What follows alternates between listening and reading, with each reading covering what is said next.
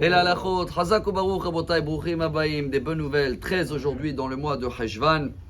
Et il n'y a pas mieux d'essayer dans ces parachiotes-là de vivre ce message divin et de tirer des messages plus une halacha, que tout le monde la connaît, mais tellement on la connaît qu'il y a quelqu'un qui la connaît mieux que nous. C'est qui notre associé? Il y avait une fois un rabbin, il a vu un élève, il étudiait toujours seul. Et tu sais, en araméen, on dit dans la Gemara, oh chavruta o mituta. Ça veut dire qu'il vaut mieux d'être toujours accompagné dans l'étude. Il a dit au rabbin, t'inquiète pas, je suis très bien accompagné avec mon Yetzerara, mes forces de mal. Le rabbin a dit, ah bon, c'est avec lui tu étudies? Pourquoi pas avec le Yetzeratov? Il dit non, parce que le Yetzerara, il est toujours à l'heure. Même quand je finis, il m'accompagne jusqu'à la maison. Et même quand je vais dormir, toujours il va me faire des pensées. Attends, si j'ai bien étudié, il va me dire, ah, tu vois, t'es bien, l'orgueil. Si j'ai mal étudié et je l'ai pris un peu, il va me dire, tu vois, à cause de ton étude, t'as raté ça, tu devais aller là. En tous les cas, dans notre paracha, il y a un très beau message, vous le connaissez tous, on le lit tous les matins. Dieu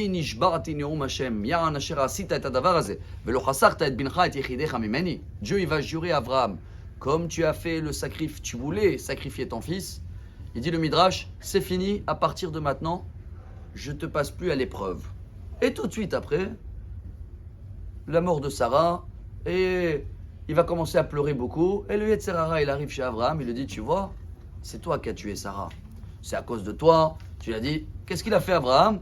Vaya comme Abraham et alpene meto. Vayavo Abraham, l'ispod de Sarah velivkota. Vous allez voir dans la Torah, quand c'est marqué il a pleuré, il y a un petit kaf. Ça veut dire quoi petit kaf? Il n'a pas pleuré comme il voulait pleurer. Parce que dès qu'il a écouté son associé là, le Yetzerara qui lui dit, ah c'est à cause de toi, alors il a dit, attends, je m'arrête. De là on apprend, chers amis, quelque chose d'énorme. Si Dieu il a juré qu'il n'y a plus d'épreuve, pourquoi amener encore une épreuve? Et vous savez que dans les Maximes des Pères, 5e chapitre, Rabbeinu Yonah, il le compte. La mort de Sarah comme une épreuve, après, c'est la dernière épreuve. Et la réponse, elle est pour nous, je la trouve très très belle, avec un grand message de vie. C'est pas une nouvelle épreuve. Dieu, il a promis à Abraham que c'est la dernière. C'est juste la suite de la dernière épreuve. Chaque fois qu'on va faire une action, une bonne action, il y a un Yetzerara. Vous savez, il est où le Yetzerara? Il n'est pas que devant nous. Chaque soir, on dit Shvor ve'aser Satan milefanenu ume'acharenu. Ça veut dire quoi? Il y a toujours le Satan qui va venir nous empêcher de faire quelque chose de bien. Mais il n'a pas fini sa mission. Après que tu as fait une bonne action, il sera toujours là pour te mettre là. L'angoisse, regarde, à cause de ça, tu as raté ça. Ou l'inverse, l'orgueil. Tiens, regarde, bravo. Et ce Yetzerara qui vient après, chers amis, le Rambam, voilà une halakha. Le Maïmonide, il amène comme une halakha. Quelqu'un qui a fait une bonne action, il regrette. Il a perdu ce qu'il pouvait avoir sur cette bonne action-là. Alors on termine avec une phrase magique.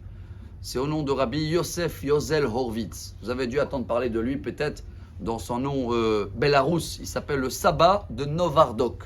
Une ville là-bas, c'était l'élève de Rabbi Israël Salonter, le maître du Moussar. Et lui, il a dit comme ça. La vérité, on peut l'avoir en 1 heure. Mais tenir la vérité, il faut combattre toute une vie. Bonne chance, bonne journée. Amar Rabbi Elazar, Amar Rabbi Hanina.